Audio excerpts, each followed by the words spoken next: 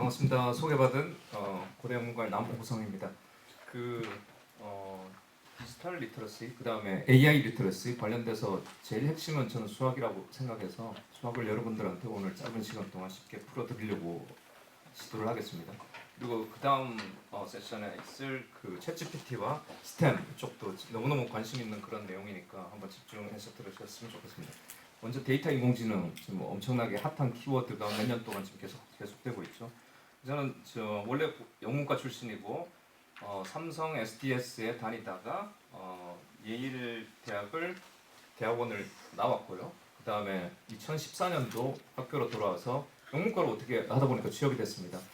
한 것들은 이제 과학이랑 공학을 했지만 영문과로 와서 학생들 취업 안 되는데 여기에 공학적인 거를 수학과 함께 코딩과 함께 가르치면서 지금까지 해왔습니다. 그리고 미디어젠이라는 현대자동차의 하청업체입니다. 여기 보시면 운전대 이런 거 있죠. 음성 인식하는 버튼이 있습니다.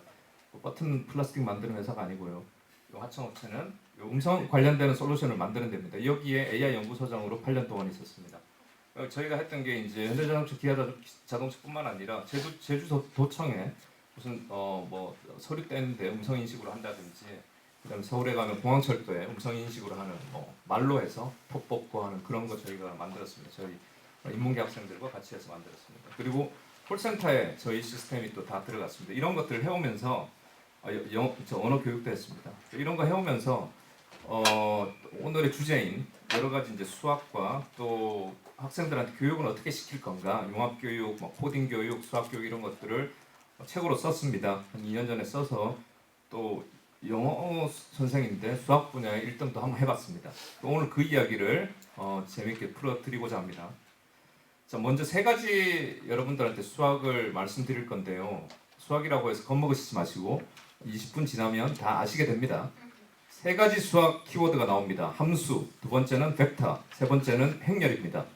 몰라도 계속 반복될 거니까 보십시오. 함수는 여러분들 함수라고 할 때 그냥 세 글자만 외우면 됩니다. 외울 필요도 없어요. 함수는 입출력, 요 세 글자만 아시면 됩니다. 함수는 입출력.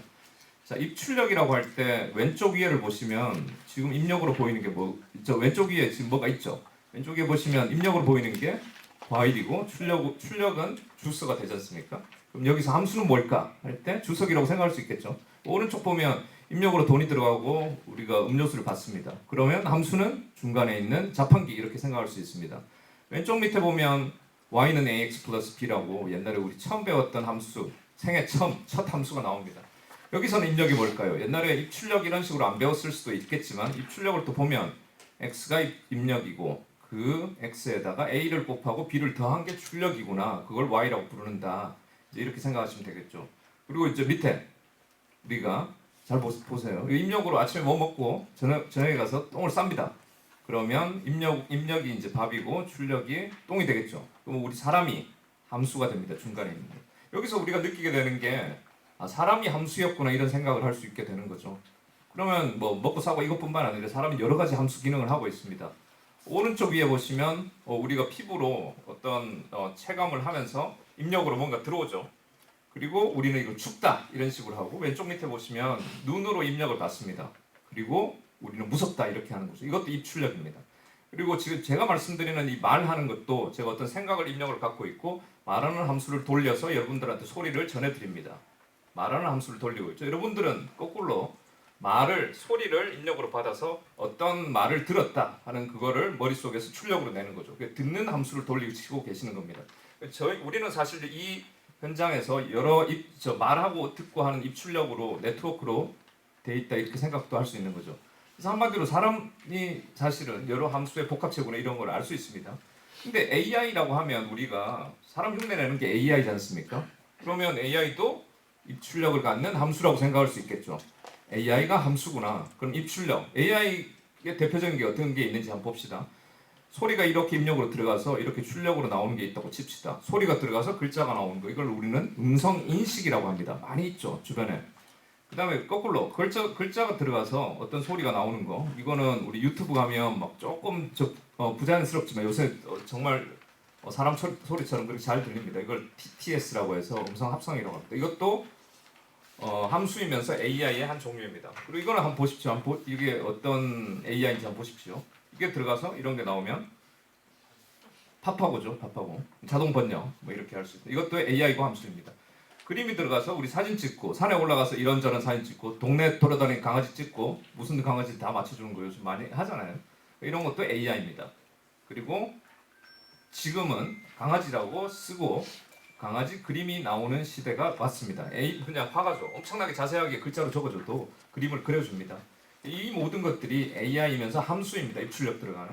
그래서 입력을 다 모아봅시다.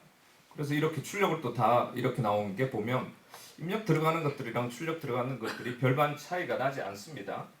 그래서 이제 요거를 우리는 이미지, 음성, 텍스트라고 해서 이것들을 우리는 데이터라고 합니다. 아시겠죠? 데이터라고 하면 이 세 가지밖에 없다고 생각하시면 돼요. 이 세 가지가 데이터의 3대장이다 이렇게 생각하시면 됩니다. 그만큼 중요한 데이터들이고요. 자, 근데 이제 두 번째 수학이 나옵니다. 함수는 이제 뗐죠, 여러분들. 데이터는 벡터로 해야 됩니다. 두 번째 수학이 나왔습니다. 그럼 벡터는 뭘까? 책 선전 잠시 하겠습니다. 벡터는 숫자열입니다. 숫자열은 뭔가 하면 그냥 숫자가 한 줄로 있는 걸 숫자열이라고 합니다. 근데 중요한 거는 벡터는 한 점일 수도 있습니다. 여기 중요합니다. 자, 지금 그래프는 보지 마시고 남주라는 학생의 영어 수학 중간고사 점수라고 생각해 보세요. 70, 45. 그냥 이 자체가 한 줄짜리 숫자잖아요. 70, 45. 이게 벡터입니다. 근데 한 점으로 찍을 수 있잖아요. 70, 45 이런 식으로. 자, 근데 남주라는 학생이 국어 시험도 쳤습니다. 그럼 70, 45, 60 이렇게 되는 거죠. 이것도 마찬가지로 한 점으로 찍을 수 있습니다. 물론 여기에서 우리 과학 점수도 생각할 수 있는 거죠. 그럼 숫자 4개짜리 벡터가 되는 거죠. 만약 과학이 들어가면 그것조차도 한 점으로 찍을 수 있습니다. 하나 더 축을 더 만들면 되는 거죠. 이런 식으로 벡터가 뭔가, 벡터는 한 줄짜리 숫자고 벡터는 한 점으로 찍을 수 있다는 걸 아시면 되겠습니다. 이게 왜 좋은가? 자, 보세요. 남주라는 학생이 70, 45 영어 수학을 받았습니다. 근데 미진이라는 학생이 80, 30 받았고 훈이라는 학생이 20, 70을 받았습니다. 이렇게 점을 찍고 나니까 남주라는 학생은 미진이하고 혹시 컨닝을 했나? 이렇게 생각할 수도 있고, 각도로도 봅시다. 각도로도 이렇게 볼 수 있고, 남주 학생과 미진 학생은 오히려 인문계형인가? 이렇게도 우리가 생각할 수 있는 거죠. 이거 그림으로 보니까. 그다음에 훈이 쪽에 있는 학생은 수학은 잘하고 영어 못하는 애들이니까 그쪽에 애들이 만약 있으면 이거는 이공계형인가? 이렇게 생각할 수 있는 거죠. 그러니까 눈으로 우리가 엑셀로 그냥 적어 있는 것보다 훨씬 더 해석이 여러 가지가 할 수 있습니다. 자, 그래서 어떤 우리 글 같은 것들을 한 300개 이렇게 해가지고 뿌릴 수가 있습니다. 이런 식으로 글을 뿌리든지 아니면 우리가 사진을 찍어서도 이런 식으로 이제 뿌릴 수가 있습니다. 뿌리고 나면 어떤 것들이 이제 덩어리가 져서 이거는 뉴스, 이거는 영화, 이거는 시 이렇게 할 수도 있고 또는 우리가 사진을 찍어서 뿌릴 수도 있습니다. 이런 식으로. 그랬을 때 어떤 거는 강아지, 어떤 거는 고양이, 어떤 거는 토끼 이렇게도 될 수 있는 거죠. 이런 장점들이 있습니다. 자, 그러면 아까 제가 데이터가 벡터로 된다고 그랬죠. 벡터는 한 줄짜리 숫자. 그러면 이미지, 음성, 텍스트의 세 가지 데이터가 어떻게 한 줄짜리 숫자로 되는지 봅시다. 이미지 데이터부터 먼저 보겠습니다. 왼쪽에 있는 흑백 사진인데요. 완전 까만 거는 0, 그리고 완전 흰색은 10 이렇게 우리 생각하고 그 사이에 있는 거는 이제 0에서 10 사이의 숫자로 할 수 있습니다. 그럼 확대를 쭉 해보면 여기에 보이시죠? 갈라진 쪼개진 거. 여기에 우리가 숫자를 이제 갖다 댈 수 있죠. 그래서 숫자로 다 바꿀 수 있습니다. 아까 이야기했던 대로 점이 아니고 숫자입니다. 자, 그런 식으로 해서 우리 숫자를 다 바꿀 수가 있습니다. 이 상태는 벡터가 아닙니다. 왜냐하면 한 줄이 아니고 여러 줄이잖아요. 그래서 이렇게 하면 우리가 한 줄짜리 숫자로 만들 수 있는 거죠. 이런 식으로 아까 이미지, 사진 같은 거를 어떻게 한 줄짜리로 바꾸는가, 한 줄짜리 숫자로 바꾸는가, 즉 벡터로 바꾸는 거를 봤습니다. 사실은 이런 게 이제 우리가 수학식으로 적으면 이 수학 보고는 여러분들 이게 수학이네 이렇게 겁먹으실 테지만 사실은 조금 전에 보셨던 그 과정들이 이렇게 적어질 수 있는 겁니다. 그러니까 수학이라고 해서 겁먹지 마세요. 두 번째, 데이터의 이제 두 번째 거, 음성 데이터는 어떻게 한 줄짜리 숫자로 되는가? 음성이 이렇게 파형이 나올 수 있습니다. 그것도 이제 확대를 쭉 해보고 깨지는 게 없네. 근데 우리가 인위적으로 이렇게 짝짝짝 쪼갤 수 있습니다. 그리고 상대적으로 높이 있는 점들은 높은 숫자, 상대적으로 낮게 있는 그런 이런 것들은 작은 숫자로 해가지고 다 어차피 숫자로 만들어 줄 수 있겠죠. 또 한 줄짜리 숫자 됐습니다. 벡터가 되었습니다. 자, 아까 복습해 보면 데이터의 3대장 이미지, 음성, 텍스트죠. 자, 이미지, 음성 전부 다 한 줄짜리 숫자로 다 했습니다. 텍스트는 어떻게 한 줄짜리 숫자로 하는지 봅시다. 자, 예를 들어서 우리 이제 한 줄짜리 숫자로 벡터로 만들 대상은 뭐냐면 단어입니다. 근데 단어는 어디에 적혀 있습니까? 사전에 적혀 있죠. 예를 들어서 영어 사전이라고 치면 한 5만 개의 단어가 있다고 생각해 보세요. 그럼 제일 첫 번째 나오는 단어를 1000000 이렇게 하면 되고요. 그리고 공이 한 5만 개 있습니다. 5만 개의 단어가 있으니까. 그리고 두 번째 나오는 단어는 010000 이렇게 하면 되고, 제일 마지막 거는 000001 이렇게 하면 됩니다. 뭐 다른 방법도 있지만 이것도 한 방법입니다. 어쨌든 텍스트, 즉 단어를 어떤 식으로 한 줄짜리로 바꾸는지를 보셨습니다. 그 데이터의 3대장, 이미지, 음성, 텍스트, 그거를 어떻게 한 줄짜리 숫자 벡터로 바꾸는지를 보셨습니다. 그래서 이렇게 해가지고 이런 식으로 나오는 거 우리 보셨죠? 우리가 데이터로 들어가서 중간에 있는 AI 함수는 또 다른 데이터로 만들어내는 과정입니다. AI 함수라는 것은 어떤 음성이든지 뭐가 들어가가지고 텍스트로 바꿔지는 다른 어떤 데이터가 들어가서 다른 데이터가 나오면 되는 겁니다. 그래서 데이터가 들어가서 다른 데이터가 나오면 되는데, 아까 데이터는 뭐 한 줄짜리 숫자라고 그랬죠. 그거는 벡터입니다. 부르기를. 그리고 벡터가 들어가서 다른 벡터가 나오면 되잖아요. 더 구체적으로 하나 예를 들어봅시다. 530이라는 벡터가 들어가서 마이너스 363이 나오면 되잖아요. 그러니까 사실은 이제 이미지 데이터 같은 거 보면 엄청나게 긴 벡터지만 짧게 그냥 예를 들어본 겁니다. 그러면 5301이 들어가서 어떻게 마이너스 363이 나오는가? 보통 이제 중간에 있는 컴퓨터 그림이 제가 AI라고 해서 그려놓은 건데 이 속에 엄청나게 복잡한 수학과 알고리즘이 들어있을 거라고 여러분들은 생각할 수 있잖아요. AI는 사실은 엄청나게 복잡한 수학과 알고리즘이 아닙니다. 열어봅시다. 뭐가 들었냐면 이렇게 생긴 숫자 덩어리만 들어있습니다. 거의. 그러면 이게 어떤 식으로 해서 마이너스 363을 뽑아주는가? 이 함수가, 자판기가 그냥 곱하기입니다. 아시겠죠? 그냥 곱하기만 해주면 되는 겁니다. 그럼 곱하기를 어떻게 하냐? 그래서 이게 나오는 건데, 곱하기는 중간에 있는 걸 우리가 행렬이라고 하는데요. 아까 이렇게 생긴 거, 요 중간에 있는 게 행렬입니다. 그래서 이제 앞에 있는 그 입력에 해당되는 벡터와 중간에 있는 함수가 행렬로 기다리고 앉아서 곱하기를 하는 겁니다. 곱하기를 어떻게 하느냐? 곱하기 되게 쉽습니다. 한 줄 한 줄씩 하면 됩니다. 제일 첫 번째 있는 줄에 있는 거를 각각 곱합니다. 곱해보세요, 이거. 마이너스 5, 0, 3, 2 나오죠. 그거를 다 더하면 됩니다. 그러면 숫자 하나가 나오죠. 그걸 오른쪽에 보냅니다. 두 번째 줄에 있는 거, 요거랑 또 이거랑 또 곱합니다. 이 곱하기 되잖아요. 0, 3, 0, 3. 그럼 또 하나 나오죠. 6 나와서 이렇게 보내면 됩니다. 세 번째는 뭐 여러분들 뭐 그냥 아시겠죠? 곱하기가 별게 아니고 그냥 가만히 앉아서 이 초동생도 할 수 있는 그 곱하기입니다. 그러니까 AI라고 해서 초동생이 못할 일이 전혀 없습니다. 중간에 있는 저 숫자 덩어리하고 그냥 여러 개 곱하는 것밖에 없는 거죠. 자, 이런 식으로 하는데 사실은 중간에 있는 AI 행렬이라는 게 지금 하나 있죠. 행렬이 사각형짜리가 직사각형이 여러 개 있을 수도 있습니다. 이 경우에 몇 개 있습니까? 총 5개 있습니다. 여러분들 지금 휴대폰을 꺼내셔서 저 휴대폰 빨리 꺼내보세요. 챗GPT라고 써보세요. 휴대폰에 검색을 챗GPT 쓰시고 한 칸 띄우고 파라미터, 개수 이렇게 쳐보세요. 그러니까 제일 먼저 손 드셔서 파라미터 개수 몇 개라고 맞추시는 분들은 먼저 손 드시면 주최 측에서 선물을 준비하셨으면 드릴 겁니다. 예, 말씀하세요. 1750억. 예, 1750억 개입니다. 그 챗GPT의 파라미터 개수는 1750억 개라고 하는데 그 파라미터는 게 뭐냐면 요 숫자의 개수입니다. 하나, 요 보세요. 하나, 둘, 셋, 넷, 다섯, 여섯, 일곱, 여덟. 요 개수입니다. 그러니까 챗GPT도 사실은 이 행렬 덩어리입니다. 행렬이 거기는 되게 많겠죠. 한 2만 개 있을 겁니다. 거기는. 근데 그 숫자들을 다 제하려 보면 거기에 들어있는 숫자들이 개수가 1750억 개입니다. 그러니까 여기서 요만큼이 챗GPT라고 생각하시면 돼요. 그만큼. 아시겠죠? 아시겠죠?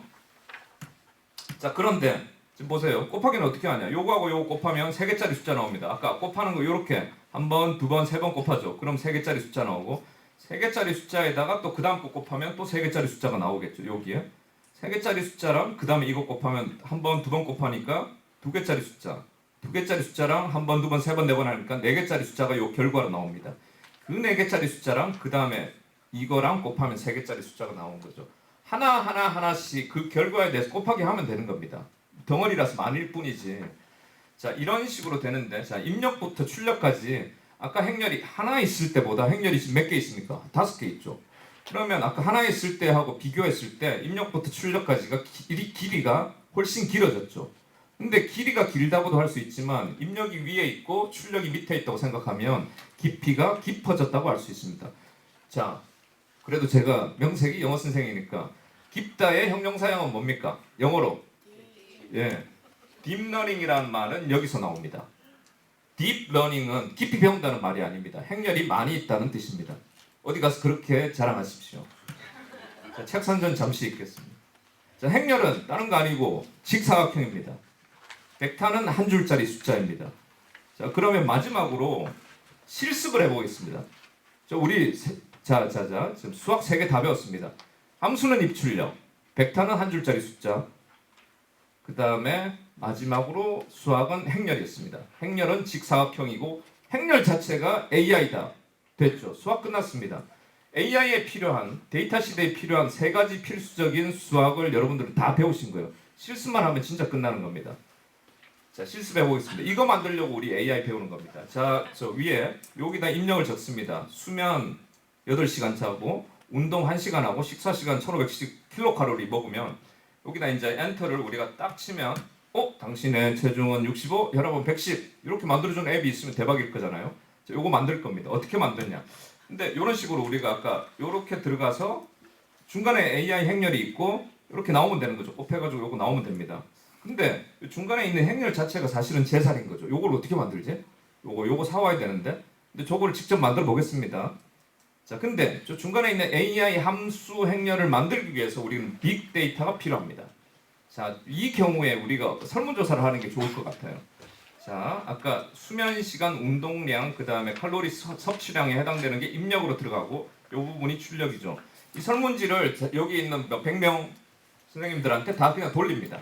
그리고 설문을 받습니다. 근데 설문지 돌려도 안 해줄 겁니다. 왜냐하면 기프티콘이 없으니까. 그래서 기프티콘을 한 장씩 다 나눠 드립니다. 5,000원짜리 드립니다. 그래가지고 이제 받았습니다. 첫 번째 사람, 두 번째 사람 받고. 근데 몇 명까지 받아야 될까요? 100명이면 될까요? 100명 가지고 누구 코에 못 붙입니다. 1000명으로 우리가 믿을 수 있는 걸 팔 수 있을까요? 10,000명 정도는 해야 될 것 같습니다. 여러분들의 생각을 읽어서 10,000명으로 했습니다. 그랬더니 우리가 얼만큼 지금 돈을 썼습니까? 5,000원짜리 10,000명을 쓰면 5천만 원을 썼습니다. 데이터에 이렇게 돈을 많이 썼습니다. 자, 그런 식으로 이제 데이터에 돈을 쓰고 어떻게 그럼 하냐? 중간에 있는 행렬을 아무거나 줍니다. 이렇게 행렬 제일 처음에 이거 아무거나 여러분들 다른 숫자여도 됩니다. 그리고 우리가 여기 첫 번째 사람의 한, 둘, 셋, 3가지 숫자를 여기다 딱 갖다 놓습니다. 그리고 곱합니다. 곱했더니 이상한 게 나와요. 이 사람은 105kg에 혈압이 200입니다. 이 사람이 사실 살펴보면 이렇게 막 산 사람이 아닙니다. 65에 110인데 왜 그럴까요? 중간에 있는 행렬이 쓰레기 행렬입니다. 그렇죠? 자, 그러면 이 정답 실제 값과 요 계산으로 나온 값이 차이가 이렇게 많이 나죠. 그 차이를 여기 가져와서 이렇게 바꿔줍니다. 이렇게 와서 이렇게 막 바꿔줍니다. 바꿔주면 되죠. 두 번째 사람도 바꿔주고 세 번째 사람도 바꿔주고 10,000번째까지 갑니다. 그걸 또 돌립니다. 우리 사골 국 끓이듯이 계속 돌립니다. 언제까지? 제대로 할 때까지, 그만할 때까지 하고 스탑하고 여러분들은 파시면 됩니다. 그리고 대박을 거시면 됩니다. 오늘 여기까지입니다. 감사합니다.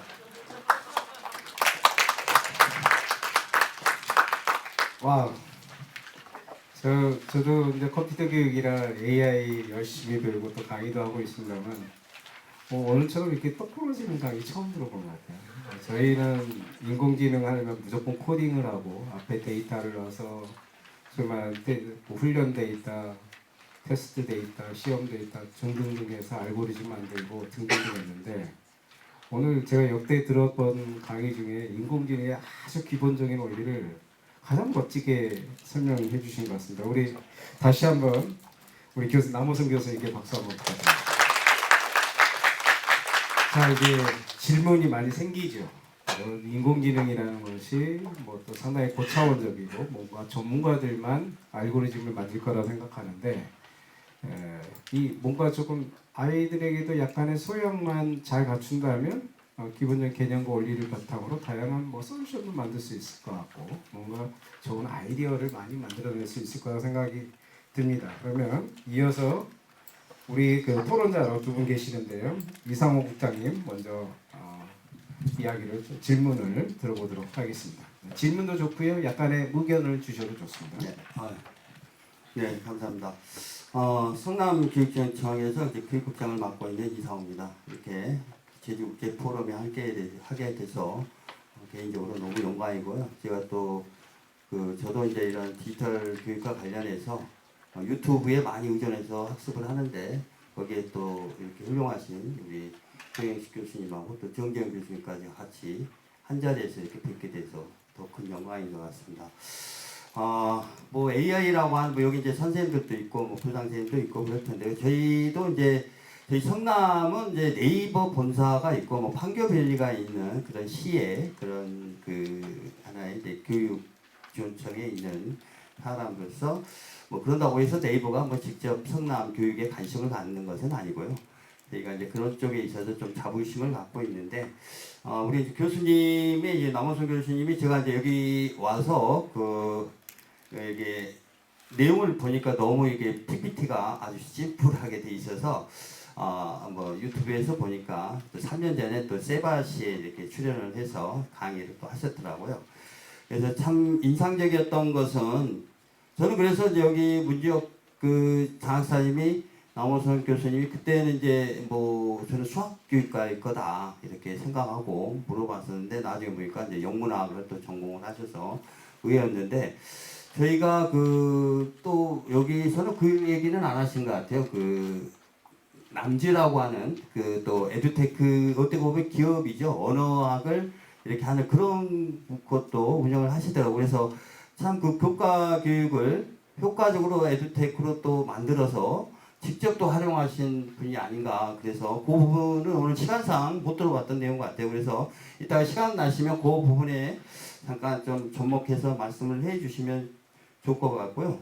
저희도 뭐 어쨌든 지금 정보교육이라고 하는 부분에 있어서의 AI 교육이라든가 뭐 코딩 교육, 소프트웨어 교육이 있지만 여기 있는 선생님들도 뭐 다 정보교과는 아닐 거예요. 아무래도 뭐 수학교과, 영어교과 이런 데서 에듀테크라고 하는 부분이 어떻게 이렇게 접목이 돼서 효과적으로 이용할 수 있을까 이걸 이제 저희도 고민을 하고 경기도 교육청도 이런 부분과 관련해서 상당히 하이러닝이라고 하는 그런 이제 플랫폼을 만들어서 올해부터 시험하고 있고요. 이 부분이 상당히 앞으로 잘 진행이 될 거라고 봅니다. 그리고 저희가 이제 교육부에서도 2025년 AI 전에는 이제 디지털 교과서였거든요. 디지털 교과서였다가 그 앞에 이제 AI가 들어가면서 이제 좀 더 효과성 있는 그런 디지털 관련한 교육이 이루어지지 않을까 그런 생각을 해보는데요. 뭐 시간적으로 여유가 없어서 이따 그 부분에 있어서 에듀테크 그 부분 잠깐 설명해 주시고 이렇게 다음 진행해 주셨으면 좋겠습니다. 네, 시간이 없으니까 빨리 말씀드릴게요. 2014년도 이제 왔을 때 저도 뭐 미국에서 학문을 나름대로 했다 치고 국가대표처럼 한국에 돌아왔습니다. 미국에서 있을 때 그랬고 한국 돌아와서 구학을 양성하려고 했는데 구학은 그냥 아무도 안 오는 거예요. 지금 그게 인문계 뭐 공대는 모르겠습니다. 인문계 현실입니다. 아무도 안 옵니다. 제가 생각해도 안 갈 것 같아요. 근데 이거를 어떻게 타개를 할까 생각으로 그냥 학원 강사가 되기로 했습니다. 혹은 공대 교수가 되기로 했습니다. 그렇게 해서 애들 취업시키는 쪽으로 가기로 했습니다. 학문의 길은 없다라고 나름 혼자 속으로 선언하고 그냥 그렇게 했더니 그냥 바글바글 몰리는 거예요. 그냥 나의 학문 내 것을 버리고 수업에서 코딩 가르치고 수업에서 뭐 공대에서 가르치는 컴퓨터학과 뭐 그런 거 가르치고 있습니다. 근데 그렇게 해서 이제 아까 말씀드렸던 현대자동차 하청업체에 인공지능 연구소로 한 8년 동안 해서 그냥 거기에 그냥 물대기 하듯이 학생들이 거기 다 취업돼서 들어갔어요. 근데 그게 작년 말부터 갑자기 바뀌기 시작했습니다. 왜냐하면 챗GPT 때문에 저희는 망했습니다. 왜냐하면 그 이전에 챗GPT를 저희는 만드는 사람들이었거든요. 같은 것 그런 것들을. 근데 거의 상대도 안 되는 수준의 너무 좋은 것들을 저기 초공룡 기업에서 만드니까 뭐 우리가 따라갈 수 있겠습니까? 그래서 지금은 이제 세바시에서 보셨겠지만 그런 이야기보다는 오히려 오히려 지금은 또 시점에서 포기해야 된다. 어떤 거는 포기해야 된다. 컴퓨터학과에서 죄송하지만 컴퓨터학과에서 이제 전통적으로 가르쳐 왔던 기계학습, 뭐 인공지능 이런 것들은 피가 되고 살이 될 수도 있지만 빨리 그것들은 이제 대기업한테, 대기업이 아니죠, 초공룡 대기업, 미국에 있는 한두 개 그런 데서 너무 위에서 찍어 내리니까 그런 것들 잘 이용하고 조립하는 쪽으로 빨리 우리가 갈아타야 될 것 같고, 또 하나는 우리가 이제 옷은 선진국입니다. 그리고 몸은 중진국 정도. 근데 옷이 지금 선진국으로 벌써 입어진 상태지 않습니까? 그 상태에서 뭐 반도체도 마찬가지고 그 몸까지 선진국으로 나가기 위해서는 저는 세 번째 이제 발표하실 곽재식 교수님의 그 스템 쪽으로, 그 기초과학이 저는 엄청나게 탄탄하게 돼야 된다고 생각합니다. 물리화학, 생물 이런 쪽이, 특히 물리 교육이 제대로 돼야 됩니다. 학생들한테. 그게 융합 교육의 가장 중심에 있어야지 선진국형으로 우리가 나갈 거다. 이렇게 말씀드리고 싶습니다. 예, 그러면 이어서 서영원 선생님 토론 부탁드리겠습니다. 네, 반갑습니다. 저도 이제 어떻게든 수학하고 컴퓨터 쪽을 같이 전공한 사람으로서 정말 아는 내용인데 이렇게 쉽게 설명해 주셔서 너무 감사하고요. 일단은 제가 이제 너무 쉽게 설명해 주셔가지고 이 부분에 대해서는 뭐 할 말이 별로 없는데, 저희 어떻게든 교육 포럼이고 이렇다 보니까 만약에 그 제주 교육에 있는 선생님들께 이제 이런 것들에 관심을 가지고 이렇게 아이들과 뭐 학부모님이든 이렇게 이런 쪽으로 접근하면 좋을 것 같다라는 혹시 비전 같은 거 있으신지 그것만 좀 답변해 주시면 좋을 것 같습니다. 좀 구체적으로 말씀드리면요, 파이썬은 그냥 늘 해야 될 것 같아요. 파이썬을 좀 해서, 파이썬이라는 그런 그 프로그래밍이 있습니다. 그래서 혹시 자녀분들이나 아니면 학생들이 주변에 있으시다면 파이썬이라는 걸 해서 데이터와 AI 쪽은 꼭 해야 될 것 같고요. 그 다음에 옛날에는 이제 컴퓨터 개발이라고 해서 웹 개발, 앱 개발 있잖아요. 그런 쪽이 훨씬 더 좀 강화가 돼서 지금 나와 있는 막 그 대기업에서 만들어내는 그런 것들을 잘 조립하는 그런 거를 좀 하면 좋겠고요. 또 하나는 이제 구체적인 내용보다는 학부형들께서, 뭐 우리 교사 선생님들도 마찬가지지만 학부형들께서 코딩에 좀 많이 참여를 해서, 그러니까 우리 어디 가서 이야기하다 보면 학부형들이 이야기를 하세요. 무슨 이야기를 하냐면 AI 시대에 어떻게 교육을 시켜야 되는가 이렇게 이야기합니다. 제일 좋은 방법은 옛날에 그런 거 있잖아요. 그 맹모 삼천지교. 그 맹모는 삼천 했다 이렇게 이야기하지 않습니까? 사실은 그 대치동 이사 가는 거랑 똑같습니다. 그러니까 대치동 이사 가는 게 포인트가 아니고 자기가 코딩을 해야 된다는 맹모 코딩 지교. 그다음에 한석봉 엄마 같으면 떡을 쓰면서 나는 떡 잘 쓸 테니까 네 글을 잘 쓰라가 아니라 나도 글을 쓸 테다. 그러니까 참여하는 그런 식으로 바뀌어야 될 것 같습니다. 그럼 뭐 굳이 내가 이거 해라 저거 해라가 아니고, 그래서 부모님들이 반드시 코딩 쪽으로 좀 같이 참여하는 그런 뭐 운동이 있었으면 좋겠는데, 세 가지 좋은 점이 있습니다. 하나는 자녀 교육이 저절로 된다. 말할 필요 없이. 사실 말 한마디 하면 이게 방해가 됩니다. 두 번째는 이제 부모님들 자기 역량도 더 좋아져서 좋은 거는 당연한 거겠죠. 세 번째는 치매 안 걸립니다. 치매. 그래서 치매 예방도 되기 때문에 코딩 교육이 학생들뿐만 아니라 우리 학부형들 사이에 퍼져야 될 것 같습니다. 예, 맹모 코딩 지교 새로운 어록이 탄생하는 순간이네요.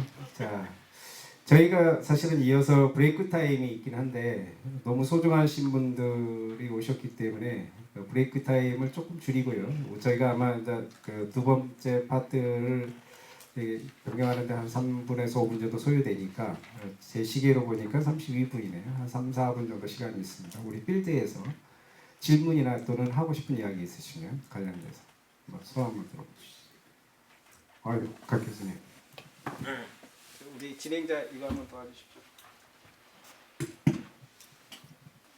네, 인공지능이나 빅데이터 같은 분야는 최근에 굉장히 많이 주목받고 있는 분야이기 때문에 다른 과목을 전공을 하거나 아니면 뭐 이미 이 학교를 졸업을 하고 현장에서 있었던 분들도 새로 좀 배워보겠다 이런 수요가 상당히 많은 걸로 알고 있는데요. 이런 학생들, 이런 분들에게는 뭐부터 한번 해보십시오, 뭐부터 한번 익히면서 한번 배워보십시오 라고 안내하는 게 좀 제일 좋다고 생각하는지 견해를 좀 듣고 싶습니다. 아니 워낙 유명하신 분이라서 유튜브에서 나오시고 유튜브 조회수로 찾으면 될 것 같습니다. 유튜브에 가서 검색을 하세요. 그러니까 뭐부터 할까라고 하면 답이 나옵니다. 그 뭐부터 이렇게 하면 좀 그렇죠. 조금 구체적인 키워드 몇 개만 나오면 거기에 답이 나옵니다. 답이 어디냐면 조회수 많이 나오는 것들 위주로 해서 보고요.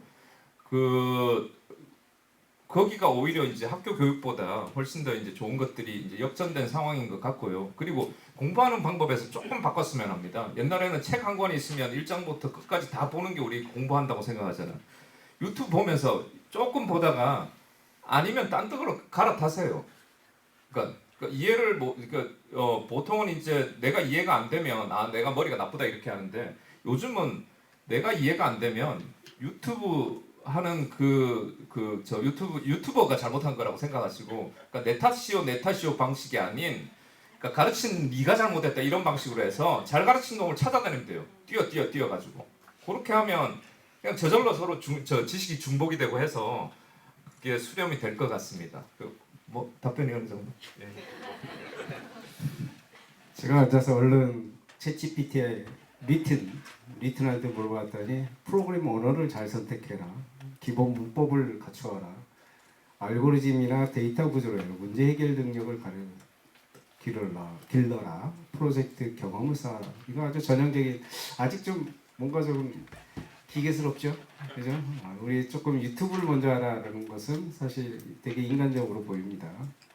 자, 또 두 번째 질문 하나만 더 받고 두 번째 세션을 넘어갈게요. 혹시 질문 있으십니까? 네. 우리 진행자분 한 분만 도와주십시오. 제가 할게요.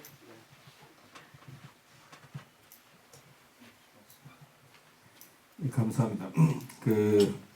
2022 교육과정, 개정교육과정이 이제 25년도에 적용이 되면서 중등의 이제 정보교과 시수가 68단위로 증배되거든요. 그런 과정 속에서 모든 학생들이 정보교과를 이술하는 과정에서 이제 정보교과의 수업 방향을 어떻게 잡아 나가야 될지, 그리고 모든 학생들이 다 정보교과에 흥미를 갖고 있지 않은 상태에서 교과 시수만 이렇게 준비하게 되는데, 이러한 관련하여서 학생들이 정말 빅데이터 시대의 AI에 적용할 수 있는 능력이 갖춰질지에 대한 부분이 좀 궁금한데요. 이와 관련해서 어떤 의견이 있으시면 말씀 듣고 싶습니다. 교과 과정이나 이런 부분에 대해서는 또 너무 우리나라 최고의 전문가이신 정대현 교수님께 또 나중에 이야기 드리시면 될 것 같고요. 가장 이상적으로 돼 있다고는 생각을 할 수가 없겠죠. 어차피 이제 매스 에듀케이션 때문에 그렇게 한 거라서 어차피 개별 학생들한테 만족을 주려면 또 마찬가지로 유튜브나 이런 식으로 해서 좋아하는 거를 찾아갈수록 있으면 찾아갈 수 있는 방법으로 하는 게 유일한 방법 같습니다. 그러니까 여기서 몇 가지 이제 교육이랑 그다음에 학생들의 또 이렇게 관심이나 이런 거 할 때 쓸모 부분이 제일 중요한 것 같아요. 그러니까 어떤 식으로든지 지금 하고 있는 게 왜 필요한지, 어떤 식으로 쓸모 있는지를 일으켜 주는 게 제일 저는 핵심인 것 같습니다. 유튜브에 그런 게 좀 많이 잘 나와 있습니다. 예, 아무래도 이제 2022 개정교육 과정에 대해서는 우리 교수님이 이제 전문성이 있다기보다는 이번에 어쨌든 2배씩 늘어났습니다만 아시겠지만 주당 1시간 2시간씩이죠. 68시간이요. 그러면 한 학기 정도 배우는 거 가지고 사실 아이들에게 뭔가 새로운 것을 시도할 수 있도록 하는 데는 한계가 좀 많죠. 그래서 결국 교과에서도 다양하게 사용될 필요가 있고 또 창체라든가 여러 활동들을 같이 어울려서 진행되어야 될 것으로 보입니다. 자, 오늘 이제 첫 번째 부분 이제 시간이 다 됐는데요. 바로 자, 그러면 우리 세 분 다시 한번 뜨거운 박수 한번 부탁드릴게요. 자, 그러면 두 번.